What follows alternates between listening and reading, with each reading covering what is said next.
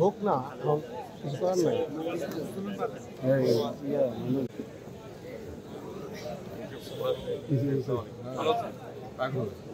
কিন্তু আমরা 64টি জেলায় কভার করেছি, চেষ্টা করেছি বিএনপি পরিবার নামে যে সংগঠনটি করা হয়েছে জনাব তারেক রহমানের পৃষ্ঠপোষকতায়, আমি সেটার একজন অ্যাডভাইজার।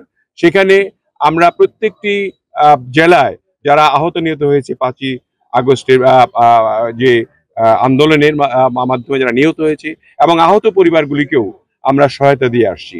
আমরা প্রত্যেকটি জায়গায় ধরেন সকলেই সহযোগিতা করে, সেই সহযোগিতা নিয়েই এবং আমাদের দলীয় ফান্ড থেকেও কিছু টাকা দিয়ে আমরা সকলকে সহযোগিতা করছি সামান্যতম।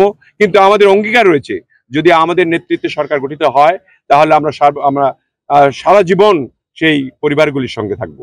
আমরা বাংলাদেশ জাতীয়তাবাদী দল খুব ইতিবাচকভাবে এটা দেখছি। আমাদের পার্শ্ববর্তী শক্তিশালী একটা দেশ চীন অনেক বিনিয়োগ করেছে এখানে, তার বিনিয়োগগুলির অর্ধেকই আপনার বিগত ফ্যাসিস্ট সরকার লুট করে নিয়ে গেছে।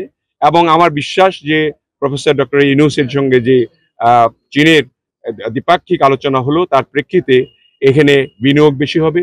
ইতিমধ্যেই $2.1 বিলিয়ন একটি প্রস্তাবনা তারা দিয়েছে, এখানে ইনভেস্ট করবে এবং আমরা যদি সরকার গঠন করতে পারি সেখানেও চীন এগিয়ে আসবে, কারণ চীন আমাদের অত্যন্ত পুরনো বন্ধু।